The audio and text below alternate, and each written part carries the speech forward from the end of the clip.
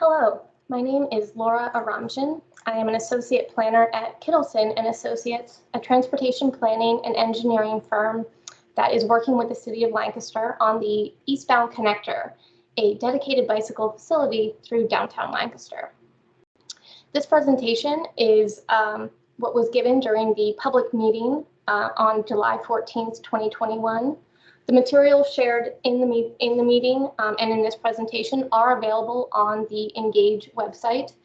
You can review those materials in further detail there, vote on different design alternatives, and also provide general comments on the project.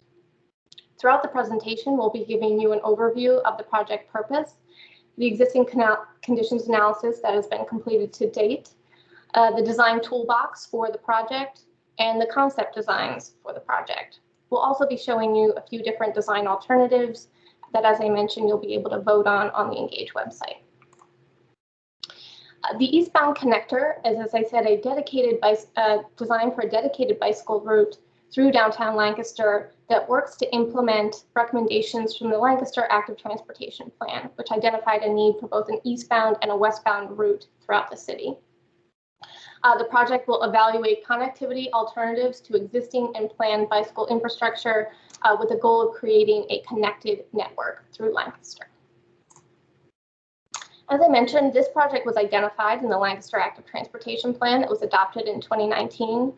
That plan really focused on connectivity for bicyclists and pedestrians and trying to reach that goal of a connected network and linking communities and destinations throughout the city.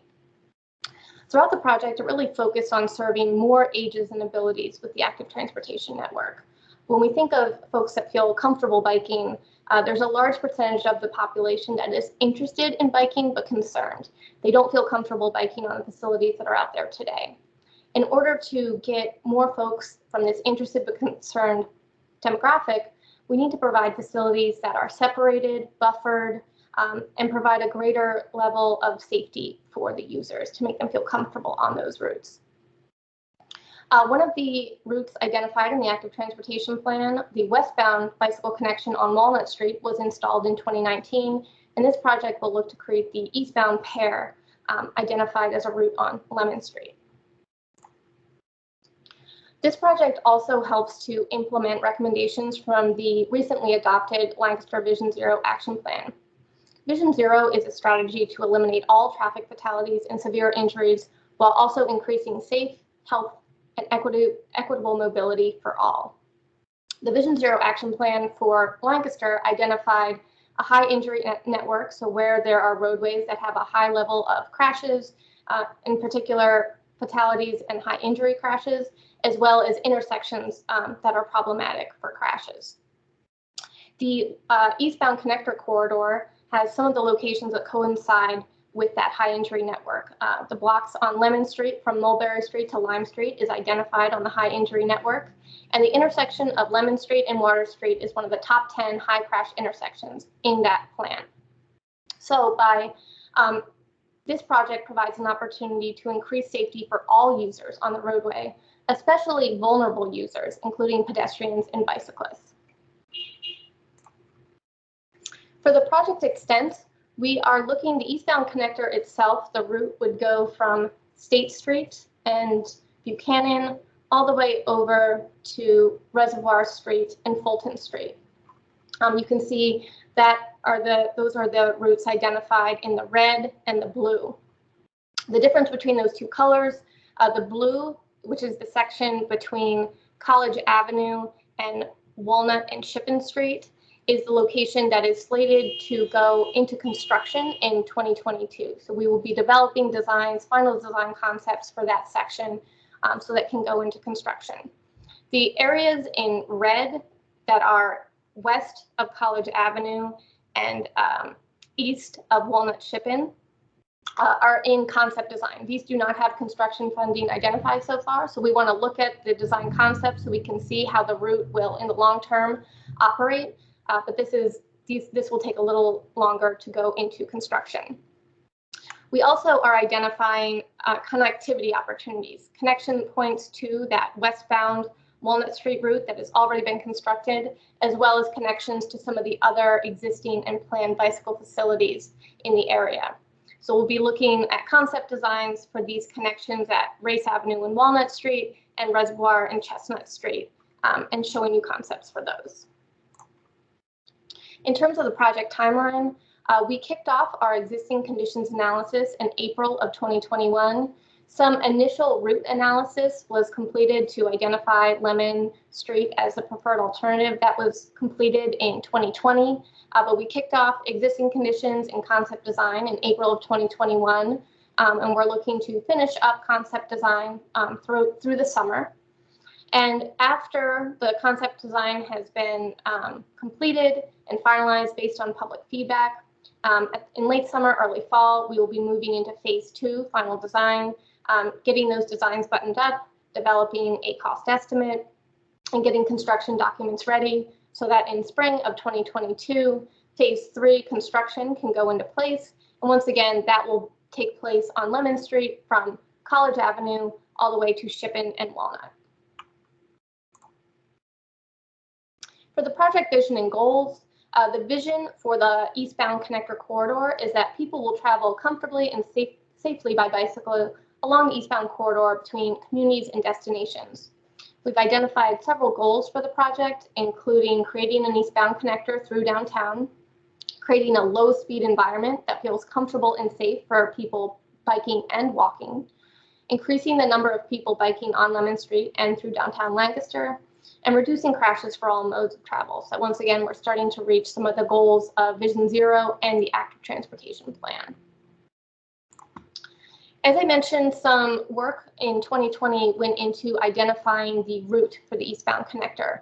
On the Lancaster Active Transportation Plan, Chestnut Street was originally identified as the preferred route. However, due to transportation analysis based on reducing the number of lanes on Chestnut Street, this was no longer seen as a viable option for the eastbound connector.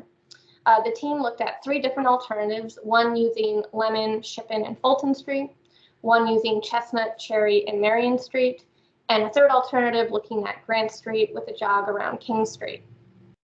These different routes were compared according to the existing traffic volumes and speeds, the number of travel lanes in the typical street section, the impacts to the street section or the right-of-way that would occur by installing dedicated bicycle facilities, the overall facility comfort. Each one of these routes and different pieces of these routes had different types of facilities. Some of them were dedicated bicycle lanes, some of them were separated lanes, some of them were shared where the bicyclists are sharing the road with vehicular traffic.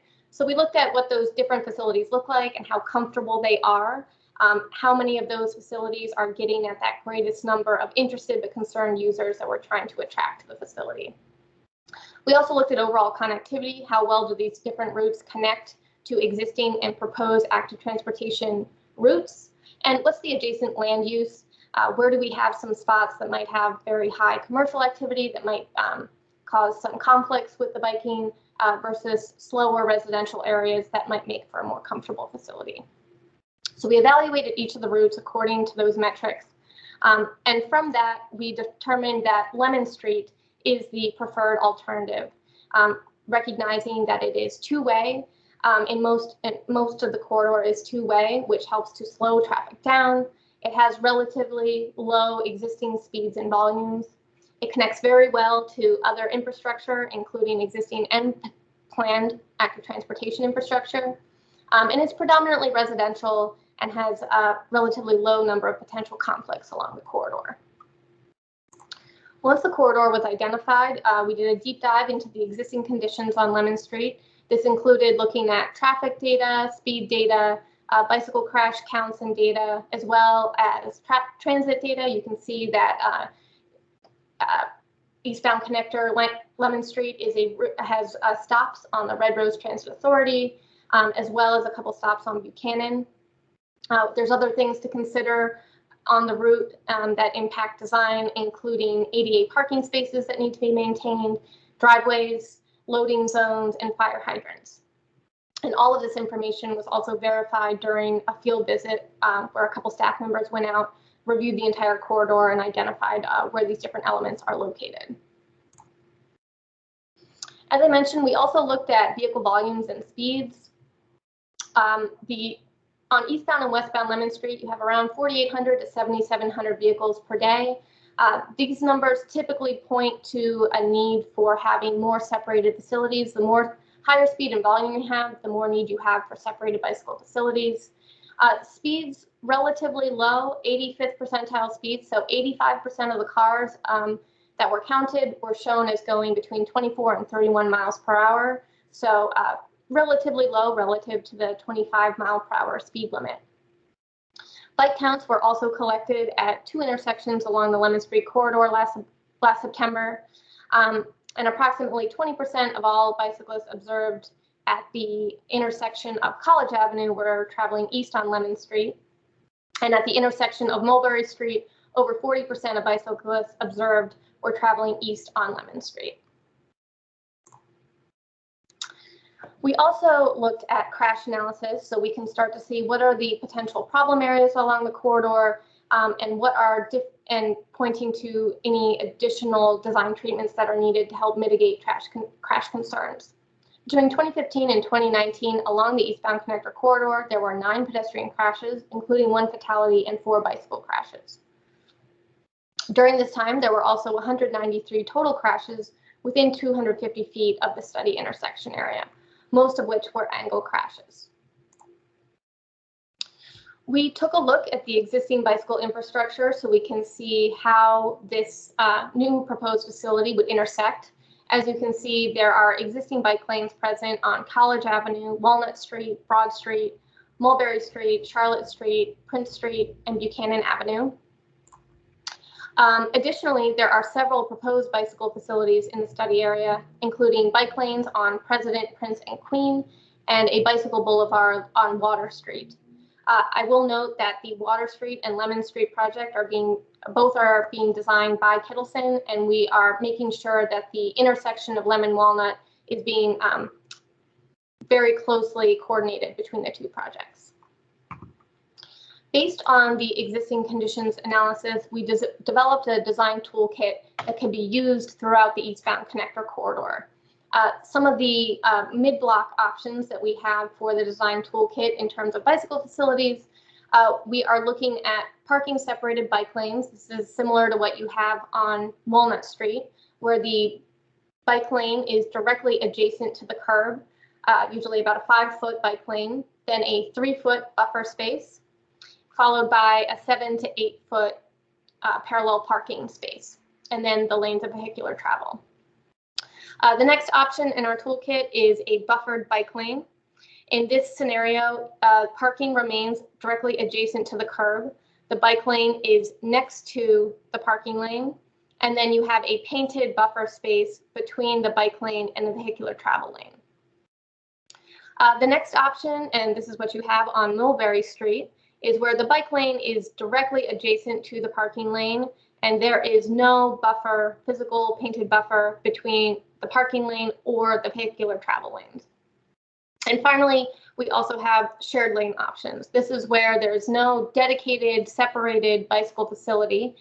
Bicycles are meant to share the road with vehicles. And this is typically done in areas where you have relatively low speed for cars and low vehicle volumes. And in that case, it is relatively safe and comfortable for bicyclists to be mixing with vehicular traffic. As you can see in these different options, they go from the most separated, which is typically the most safe option and the option that folks feel the most comfortable. And as we move down the continuum, less and less separation. So where you want to be doing these less separated facilities is where you also have those lower speeds and volumes so that people can still feel comfortable in that environment.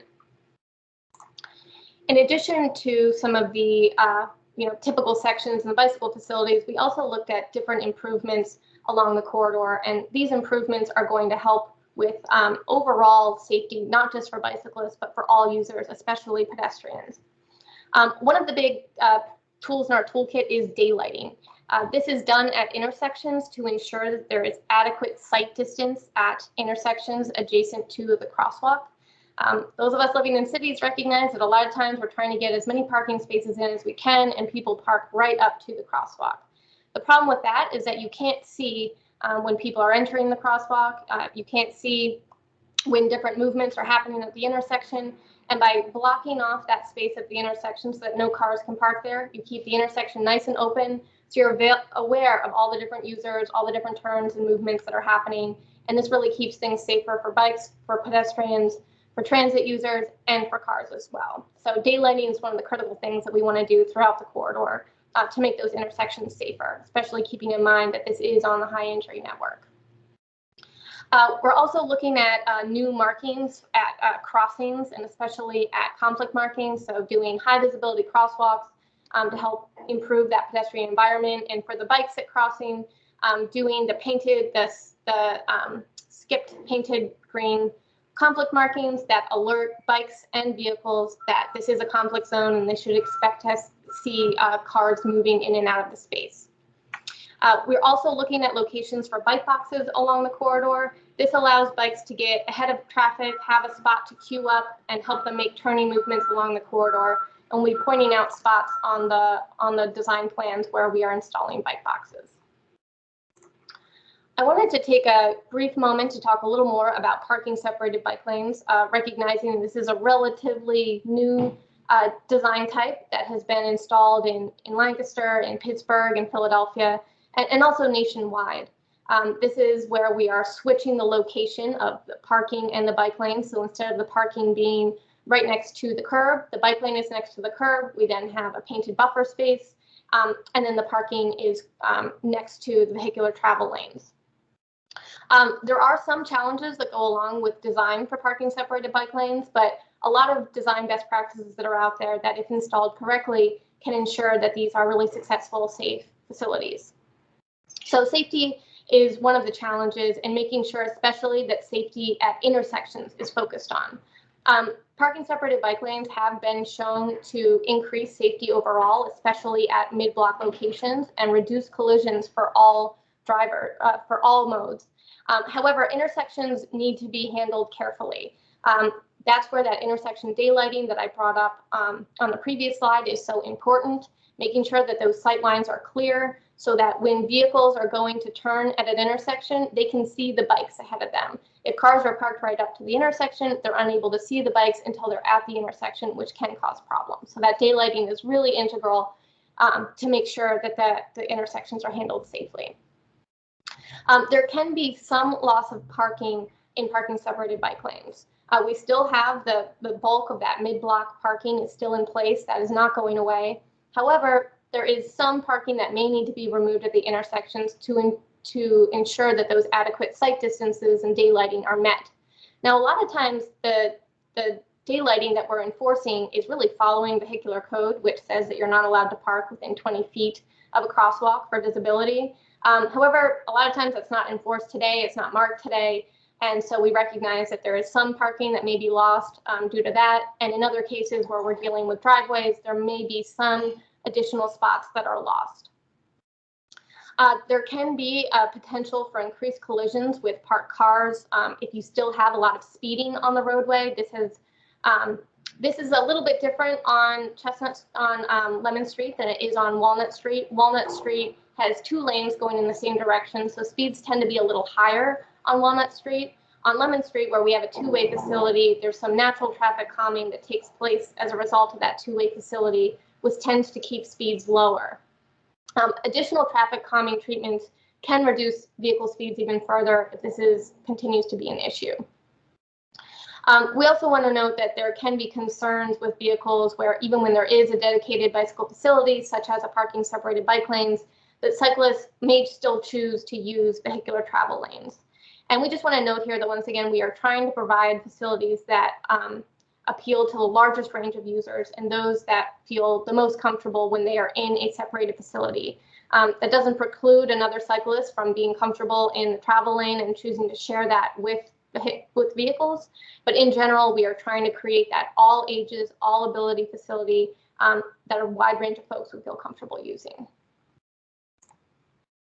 So I'm going to walk through the design concepts that have been developed for the eastbound corridor. As I noted at the beginning, we do have a couple different types of design throughout here. And as we walk through the corridor, you'll see that as the roadway changes, as the local context changes, our different design options will adjust a little bit as well.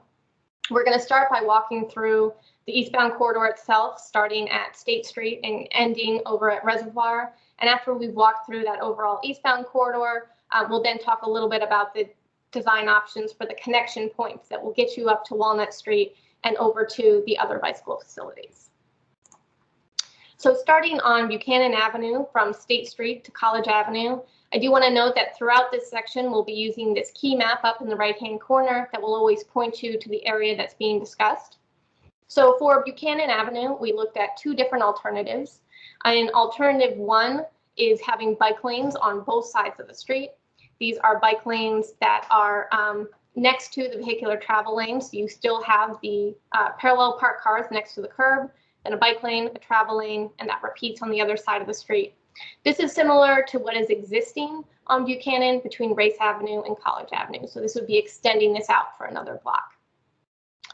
This results in relatively narrow lane widths, and it does provide a two-way bicycle route. However, neither one of those routes is buffered. Alternative two is a parking separated bike lane only in the eastbound direction. So instead of having a two-way facility here, we are doing a parking protected bike lane. So in the eastbound direction, you have the curb, the bike lane, 5-foot bike lane, a 3-foot buffer, and then parallel parking and vehicular travel lanes.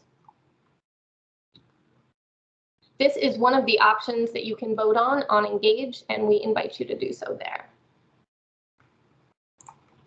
Next up, we're going to talk about Lemon Street from College Avenue to Lime Street. This is the bulk of the project area. This is also the project area that would be going into construction in the spring of 2022. As you can see, Lemon Street today, a two-way facility with relatively wide 13-foot travel lanes and 8.5-foot parallel parking lanes. The design team looked at two different alternatives for this piece of Lemon Street. And one option, we looked at the parking separated bike lane. So this is where we have the curb, a 5-foot bike lane, a 3-foot buffer, a 7.5-foot parking lane, two 10-foot travel lanes, one lane in each direction, and another 7.5-foot parking lane. This provides a separated, dedicated space for cyclists, while incorporating daylighting at intersections to make sure that those sight lines are clear, and installing green conflict markings at driveways and at intersections. The second alternative that we looked at on Lemon Street is a buffered bike lane. This is where parking remains directly adjacent to the curb, and there is a painted 1.5-foot buffer on either side of that 5-foot bike lane. So instead of the 3-foot buffer that's shown in alternative one, we split that buffer into two and provide a little bit of extra space for between the parked cars and the vehicular travel lane. The design team looked at a few different things to determine which was the preferred option here. Ultimately, we determined that the parking separated bike lane is preferred because it's providing that overall safety and comfort that is going to be most desirable to the largest number of users. We looked at this chart that FHWA has developed as part of their bikeway selection guide that shows that as speeds and volumes increase, the type of facility that you're installing bicycle facility needs to become more robust, more separated to be able to accommodate those larger speeds and volumes of vehicles. So the Lemon Street speeds and volumes put us right on the cusp of being either a buffered bike lane or a separated bike lane or shared use path. Ultimately, with this being on the high injury network and recognizing that we're trying to encourage the users of all ages and abilities to use it, having this separated facility was determined to be preferred. And also noting that in the previous options, dooring is a major concern for cyclists, where when vehicles open their doors, if a cyclist is directly adjacent to them, it can cause really severe problems for the cyclist by getting hit by that door. 2 to 3 feet is the minimum that you want to have in place to ensure that dooring does not happen. In the buffered bike lane option here, with only 1.5 feet, this would still be a dooring concern. In the preferred option, where we have the 3 feet buffer between the bike lane and the parking lane, that ensures that dooring is unlikely to occur in this scenario. I'm going to show a couple intersection zoom-ins and typical mid-block conditions of this piece of Lemon Street so you can see in more detail what that typical section looks like. So this is, once again, just a typical example block. So we're heading eastbound in this direction. We have the 5-foot bike lane. You can see the daylighting at the intersection that ensures that no cars are parked in this area, so keeping that sight distance clear. As soon as the daylighting ends, the parking lane begins adjacent to the vehicular lanes, and then the untouched north side of the street parallel parking. You can also see the green conflict markings at the intersections that alert drivers and bikers that this is a conflict zone and they need to proceed with caution. And you can also see the high visibility crosswalks that are a best practice for creating safe pedestrian crossings. Next up, we're going to show a zoom in of an intersection that also has intersections with existing bicycle infrastructure and bus stops. We recognize that when we're putting in this new protected facility, we need to think about how it interacts with the other modes along the roadway, including buses. So in this case, at Charlotte Street, we have those high visibility crosswalks that are creating the a safe crossing for pedestrians. These are combined with the daylighting areas that are noted here that are going to keep visibility high for both bicyclists and pedestrians. In addition to this, this is a location where we would have bike boxes, recognizing that this is a location where we're expecting a fair amount of turning between the Charlotte Street and the Lemon Street bicycle facilities. So providing green painted bike boxes for bikes to queue and wait to be able to cross the street and turn into that adjacent facility. And you can also see the typical condition of where a bus stop is located. Stop is on the far side of the Charlotte Street intersection, and this is a shared bus and bike lane. So the idea being in this area, buses would pull over to the curb to let passengers on and off the bus. In that spot, they see the conflict markings, they see the signage, they're aware that buses are likely to be coming into their area. They may come out into the lane here to allow the buses to come over to the curb, and then after that spot, they can shoot back into the bike lane adjacent to the curb. This zoom in also shows an example of how we are maintaining ADA accessibility along the corridor. ADA parking and parking separated bike lanes are something that needs to be thought about because you no longer have the parking directly adjacent to the curb. So we have to make sure that there's a 5-foot clear access aisle that allows folks in wheelchairs with disabilities to get to the vehicles. In this case, we're trying to keep as much as possible the ADA parking right at the intersection so that throughout this daylighting area here, you have a clear path for folks to get from the ADA parking space to the curb ramp and up to the sidewalk safely. Next, I'm going to show a couple of renderings that show these typical conditions along the corridor and what it would look like after the facility was installed. The first is a rendering of this exact intersection here at Charlotte Street. So you can see this is the facility heading eastbound. As you approach the intersection, you have the conflict markings at the middle of the intersection, the daylighting area here that's striping out to ensure that you don't have cars parked directly adjacent to the intersection. You can also see a bike turn box that would allow cyclists that are heading south on Mulberry Street or Charlotte Street to then wait in the box here and make a left turn and continue on Lemon Street. And we also have a turn box here that's available for bikes that are looking to make a left from Lemon onto Charlotte. Next, we have a more typical mid-block condition where we can see the bikes adjacent to the sidewalks, the painted buffer space, the parking space, 2 travel lanes, and the parking on the north side of the street.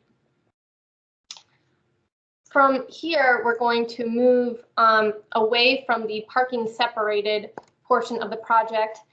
Lemon Street, as we go from Lime Street to New Holland Avenue, right up here in front of the cemetery, changes into a one-way facility, eastbound and southbound. The cemetery is on the left and there are residences on the right with parking just on one side of the street. So this is a much different type of roadway than Lemon Street west of here. Relatively low volumes, already an existing speed hump, just 1 lane of traffic. So we're looking at this to be more of a bicycle boulevard treatment. This is where you have bikes mingling with the vehicles, adding in some more traffic calming treatments such as additional speed humps, Bikes may use full lane signage, arrow markings that alert bikes and drivers that they should expect to see bicyclists in the lane. And also looking at intersection daylighting here as well to once again make sure those intersections are nice and clear, both for the bicyclists and pedestrians. As we continue around and it becomes Shippen Street from New Holland Avenue to Walnut Street, this becomes a two-way street as we are approaching Walnut Street. And the proposed condition here is a southbound contraflow buffered bike lane. So contraflow is basically stating that the bike lane would be on the left-hand side of the street as we're going south. There would be a painted 3-foot buffer space, and then you would have the northbound cars directly adjacent to that buffered space. The reason that we are putting the bicyclists on the left here in that contraflow location is due to the location of the bike lane just to the south of here and to facilitate those left turns onto Fulton Street further down the corridor. So we want to move the bikes over as early as possible so that we're not having multiple crossings. This is a zoom in of what that Walnut and Shippen Street intersection would look like. As I noted on the previous slide, you have a, just north of here is where the bicycle boulevard treatment would stop. Bikes would transition over to that contraflow bike lane that is going in the southbound direction. And when you get to the intersection with Walnut Street, we wanted to install some additional features here to make this a safer crossing, recognizing that Walnut Street is relatively high speed, high volume. This isn't a major intersection if you are traveling on Walnut Street. So providing some facilities that'll make this crossing safer for both bicyclists and pedestrians. With that in mind, we're looking at that green conflict marking for the bicyclists. We're looking at those high visibility crosswalks for the pedestrians. And we're also looking at installing an RRFB, a rectangular rapid flashing beacon that would be able to be activated by one signal for the bikes right here and another signal for the pedestrians. This is similar to the RFB that is installed on Walnut Street right at Christian. You go up, you push the button, the lights flash, alerts traffic that it needs to stop so that a bicyclist or a pedestrian can cross safely. Once they have crossed Walnut Street, the bikes will then continue into a southbound bike lane on the left-hand side of the street. And this is a rendering of what that intersection would look like. So in this condition, we are headed south on Shippen Street, approaching Walnut. The bikes are in the contraflow bike lane on the east side of the street. As they approach the intersection, they can press a push button, cross the street using the conflict markings, and then transition into the bike lane that continues south of Walnut Street on Shippen. Here you can see the typical section for that bike lane southbound south of Walnut Street. As I noted, the alignment of the bike lanes aligns with that crossing of Walnut Street at the RRFB, so that through all of this, we're keeping bikes all on the same side of the street. They're always on the eastbound side. They have a signal that crosses them on that eastbound side, and then their lane continues on that eastbound side. So we don't want to have extra crossing of the bikes across the street. This concludes the piece on Shippen Street, and from here the facility continues eastbound on Fulton Street. Fulton Street is a relatively low-speed but low-volume roadway that's very well suited to a bicycle boulevard treatment, as we're showing here. 15-foot travel lane with 2 lanes, 7.5-foot parking lanes. This is a great opportunity to add in some speed bumps. Some bicycle may use full lanes, intersection daylighting, and bicycle arrow markings, potentially even some mid-block bump outs to slow traffic down even further and make this a comfortable facility for a cyclist to be on, even without a dedicated bicycle lane. There's also an opportunity on Fulton Street, kind of long-term vision, to install curb extensions for green stormwater infrastructure in keeping with Lancaster's EPA mandate. Finally, I'd like to talk through some of the connection concepts. I mentioned that the bulk of our work is looking at the eastbound connector, so how we get people in that eastbound direction. We also want to think about how that facility ties into the other existing and proposed facilities, such as the Walnut Street westbound route, creating kind of a loop between eastbound and westbound throughout downtown, and also some of the other bicycle facilities on Broad Street. So we'll start on the west end, looking at connecting Race Avenue and extending the parking separated bike lane on Walnut Street. So for Race Avenue, the proposed facility here is a northbound parking separated bike lane. So between Walnut Street and Buchanan, you would then have this bike lane directly adjacent to the curb, 3-foot buffer, and then parking lane and vehicular lanes. We also looked at Walnut Street, recognizing that the existing facility on Walnut Street ends at College Avenue. So we want to continue that so we can get this loop up to Race Street. So right now, Walnut Street ends right here at College. How can we extend that out and make that connection up to the proposed parking separated bike lane on Race Avenue? We did look at 2 different options for how we could extend Walnut Street out that extra block. The first option is looking at a parking separated bike lane on the south side of the street. This matches the existing facility on Walnut Street, which is also a parking separated bike lane on the south side of the street. This allows bikes to make an easy transition across College Avenue using that green conflict paint markings. It's one simple crossing here that gets them across and keeps them in the same facility on the south side of Walnut Street. The negative to this option is that it will require the bikes to then cross to the north side to make that connection onto Race Street. So they are able to stay on the same side of the street here at College, but then they will need to make that crossing at Race Street. An alternative 2, we looked at transitioning the bikes to the north side of the street before College Avenue. So the existing facility ends at College. We then have a green painted bike box that allows bikes to make the move across the street, queue here and wait, and then cross over College Avenue and continue in a parking separated bike lane on the north side of the street. This then allows them, once they get to Race Avenue, to immediately make that right turn onto Race into the proposed parking separated bike lane in the northbound direction and not have to cross the street. So it's really a question of whether you think it's better that bikes cross on College Avenue or cross at Race. This is another one of the options that you can vote on, your preferred alternative, on the Engage website. In addition to those connections on the western end of the study area, we also looked at connections where the eastbound facility ends at Reservoir Street. So we're looking to connect Reservoir Street north to Walnut Street to make that loop between the eastbound and the westbound. And also we're looking to connect south to Chestnut Street and the bike lanes on Broad Street. In this area, this is where we're looking at Fulton Street to the Broad Street connection. We look at putting so bicyclists are coming from that bicycle boulevard condition on Fulton Street. They cross Reservoir Street using the green paint conflict markings, and they can either continue northbound on Reservoir in a bike lane that connects to Walnut, or they can continue southbound